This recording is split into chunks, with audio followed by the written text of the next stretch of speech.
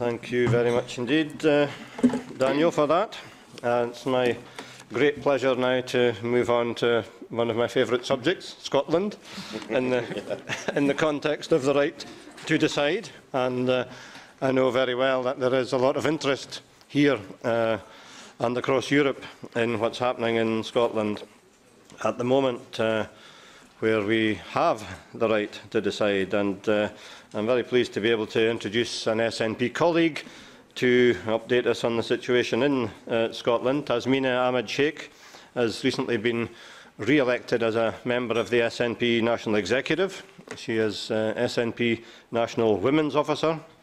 She is chair of the Scottish Asian Women's Association. She is an actress. She is a mother of 4. She is a lawyer and a partner in a Scottish law firm. Added to all of that, this summer she was selected as one of the SNP candidates for the European elections next year, which I hope will lead to us seeing a great deal more of her in these corridors. But also Tasmina is a member of the advisory board of Yes Scotland, which is the community-based campaign organisation which is striving to win Scotland's referendum, which will be held next year. Tasmina. Thank you, Chair, and thank you also to the EFA Group President, Jill Evans, for inviting me here today. Good morning, friends. Can I start by saying what an honour and a pleasure it is to be invited to speak here today. As a candidate in next year's European elections, to be in this great and historic city, this administrative and political capital of Europe, excites and engages me, and I hope what I have to say to you today excites and engages you too. You won't be surprised to hear that I intend to talk about Scotland and its current journey towards political independence. For those who aren't fully familiar with its history, ours is one of the oldest nations in Europe. Our flag, the Saltire, can be traced back to the year 832. Scotland's relationship with England, its larger and sometimes conquering neighbour, has often been a fractious one.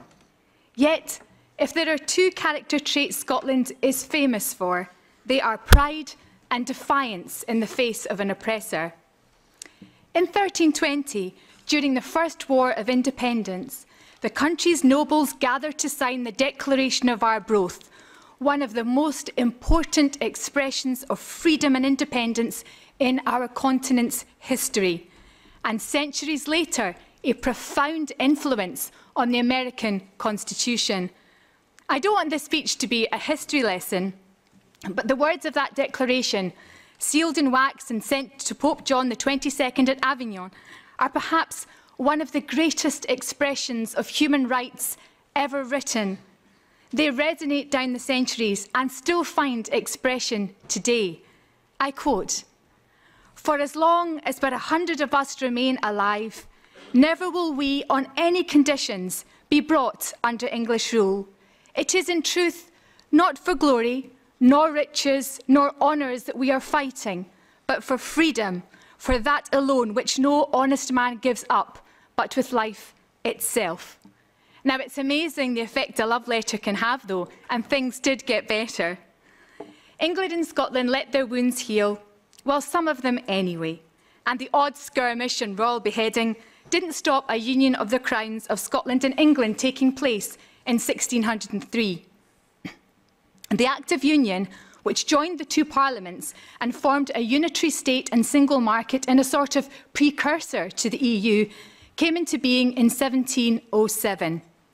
Scotland was not meant to be assimilated into this new Great Britain, but to be an equal partner within it. And indeed, it has kept its own legal system and distinctive national church, both enshrined in the treaty to this day. Inevitably, though, the larger entity overwhelmed the smaller. Scots did not necessarily object to this. For instance, they played an instrumental role in building and running the British Empire, as well as in 2 world wars. Fundamentally, this political settlement survived largely unchallenged until the second half of the 20th century, when there was a gradual reawakening of Scottish national identity and a growing interest in independence. There are two very distinct elements to the Scottish autonomy movement, which set it apart from nationalist campaigns in other parts of the world. Firstly, it is, and always has been, completely non-violent. And secondly, it is rooted not in emotional idealism, but in the pragmatic aim of building a better and more cohesive society. In short, it's not about independence for its own sake, but it's a key to unlocking the door to forging a better country.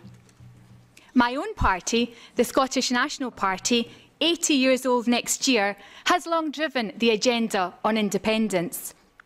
The SNP's revival in the 1970s led to a national debate about re-establishing the Scottish Parliament, which, after an abortive and frankly rigged referendum in 1979, was finally delivered in 1999, a decision validated by the Scottish people in a referendum. Since then, the transformation in Scottish polity has been remarkable. The Parliament, dominated since its inception by the centre-left, has won the trust of the people and has wide-ranging powers over education, health, justice, the environment, enterprise, culture, rural affairs and much more besides. However, its remit remains limited. It lacks power of decision-making over critical areas of competence. Key decisions affecting Scots in areas such as economic policy, welfare and benefits, defence and foreign affairs and the Constitution are still taken by politicians in Westminster. More and more, Scots are seeing this existing devolved settlement as inadequate. As their Parliament has matured, so have their expectations and their confidence. There is a strong and growing clamour for full independence, a clamour which will be tested and hopefully rewarded in next year's referendum on this very issue. The road to the referendum has been a long one, though it has picked up speed in recent years. The establishment of the Scottish Parliament allowed the SNP to become a major political force for the first time and moved the focus of decision-making from London to Edinburgh. The rules of the new Parliament, drafted when Tony Blair was in power, were meant to ensure that no party achieved an overall majority, so forcing consensus through coalition. And sure enough, the first two Scottish administrations were an amalgam of Labour and the Liberal Democrats. But then, in the third parliamentary elections in 2007, the SNP won the most seats, albeit by only one, and decided to press ahead without a coalition partner as a minority government. This arrangement held for a full parliamentary term, though the lack of a parliamentary majority did mean that progress could not be made on a referendum bill during this mandate. Then, in 2011, there was dramatic change. A proven record of competence in government, the powerful personality of the First Minister Alex Salmond, and the party's imaginative vision of Scotland's future chimed with the electors in a way which led the SNP to win a landslide victory. The party was so successful that it won an overall majority. Despite a system designed to prevent this from ever happening, we broke the mould. The result of this absolute majority is that the SNP government has been able to implement its entire programme with a referendum on independence as its flagship offering to the electorate. The terms of the ballot paper have been agreed. It will be a simple yes/no to the question, should Scotland be an independent country? And the date of the poll is fixed for the 18th of September 2014. I mentioned a moment ago that Scotland's independence movement is driven by aspirations to create an open, progressive, modern European society rather than by blood and soil nationalism. It is about pragmatism, not history. With this in mind, both the Scottish and UK governments have been determined to underpin the integrity of this referendum and to define its exact legal status. This has been achieved through a critical concordat called the Edinburgh Agreement. Signed in October 2012 by the Scottish First Minister Alex Salmond and the UK Prime Minister David Cameron, this sets the terms of the referendum, including giving 16 and 17-year-olds the right to vote in it. Importantly, it also commits both governments to respect the outcome, meaning that if there is a yes vote, there will be no attempt by the government in London to block the will of the Scottish people. So with the yes result, the way will be open for Scotland to begin negotiations with Westminster on the transition to independence. Our aim is to have those talks concluded within 18 months, meaning that the first elections for an independent Scottish Parliament will be held at the end of the current term in May 2016. That, we believe, is an entirely realistic timetable. Discussions with the UK Government over the terms of independence are hugely important, but they are, of course, not the only discussions we will have. We fully intend to retain our membership of the European Union. Scotland is and always has been a European nation. I know that here, at the very heart of the European Union and throughout the Member States, there is a certain irritation and weariness at the UK's deliberate confrontational attitude to the EU, its refusal to engage and sometimes childish petulance. Scotland does not share the UK Government's destructive and embarrassing mindset. Scots have a lot to contribute to the EU and a lot to gain from their continued membership. It's not just the Scottish Government which wants to play and benefit from a constructive role in Europe. Public opinion favours this too. Now, I'm not pretending that we don't have our Eurosceptics, and I'm also not pretending that everyone in Scotland thinks all is wonderfully rosy in the European garden. Of course it isn't. The case remains for reform of some of the key aspects of EU policy and governments, and we will support that reform. And we will always act in Scotland's best interests, which we will fearlessly and tenaciously defend when necessary. Our fellow Member States would expect that, and we know they will respect us for it, as we would respect them. But we will always negotiate in the spirit of goodwill and cooperation, and within the framework of being a good European neighbour and citizen. We want the EU to work for everyone. Small nations have always historically commanded respect within the European institutions, and there's a strong argument that they punch above their weight here in Brussels. Scotland certainly has plenty to bring to the table. For instance, our universities lead the world in terms of quality of teaching and research, and are engaged in programmes which directly help to improve the quality of life of Europe's people and boost its economy and society. Our oil reserves are larger than any other country in the EU, and with independence, we will help to secure our national prosperity for generations to come through a sovereign wealth oil fund, an idea already helping to successfully underpin Norway's economy. Scotland is also fully aware that stewardship of natural resources also brings responsibility. Despite the fact that remaining North Sea oil and gas reserves are set to last decades or more and reinforce Scotland's existing position as a global centre of innovation and excellence in difficult recovery in deep water technologies, we are already thinking of life beyond hydrocarbons.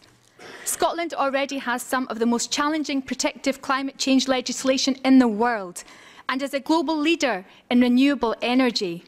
Not in solar power, admittedly, much as we'd like to. We don't really get enough sun for that. We leave that to our southern European cousins. What we do have a lot of is wind. In fact, we're the windiest country in Europe. Please don't let that put you off coming to Scotland on holiday. All that fresh air is very good for you. But our blustery weather does present us with a truly massive commercial opportunity. We have a quarter of Europe's wind resource and also a quarter of the tidal energy potential, along with 10% of its potential wave power resource. By any measure, that makes us a major player in the kind of clean, green energy from politically stable sources which will fuel Europe in the future. But we don't just provide to Europe, We are part of Europe. We're already in the club. We Scots are citizens of the European Union, and overwhelmingly we want and intend to remain so. Opinion polls show that more than half of us want to stay in the EU, and that with independence, that figure would rise to above 60%. We are absolutely aware of the benefits that Europe's freedom of movement, both of goods and of people, brings, and we want to retain those benefits. Freedom of movement rules don't just give Scots a fantastic opportunity to holiday, live, work, marry and build families in other member states. They allow EU citizens from other parts of the Union to come to Scotland too. Some 150,000 workers and students from a range of EU countries have chosen to do so. They have been welcomed and have enriched our culture, our economy and our society. Scotland is a better place for their presence, and they too will be able and welcome to vote in next year's referendum. I wouldn't want to give the impression that we take EU membership for granted. We know that existing treaties have to be respected and that other member states will need to agree. Unfortunately, it is difficult to get a precise opinion on our membership from the European Commission, not because the Scottish Government can't provide the details, but because it requires the UK Government as the existing member state to join with us in making the submission, and it has unfortunately so far not consented to do so. Nevertheless, we will work diligently to acquire the agreement of other member states. Our plan is to make a notification of intent to the EU quickly after we secure a yes vote. That will signal our intention to continue Scotland's membership of the EU after independence, with negotiations to start as soon as possible. Some of our opponents question why an independent Scotland should be a member of the EU, but surely a better question is, why shouldn't we? As I've said, we are EU citizens. We apply EU law and policy. We have already demonstrated our willingness and capacity through our existing devolved Scottish Government and Parliament to transpose and implement EU legislation. We would be a net contributor to the EU budget, and we would seek to be an enthusiastic and constructive partner, contributing to Europeans' development and growth. But surely the strongest arguments aren't those about law and process. They are those about reality and common sense. We are in the EU and we don't want to leave. Why would anyone want to throw out a small, engaged, bold new country which has Europe in its DNA and has so much to contribute to all of the EU institutions? There is another dimension here. As I have explained, Scotland is a pro-European country. The rest of the UK and London government took a very different approach. The Prime Minister, David Cameron, has chosen to engage in low politics and tap into the populist well of mainly English Eurosceptic, anti-immigrant public opinion.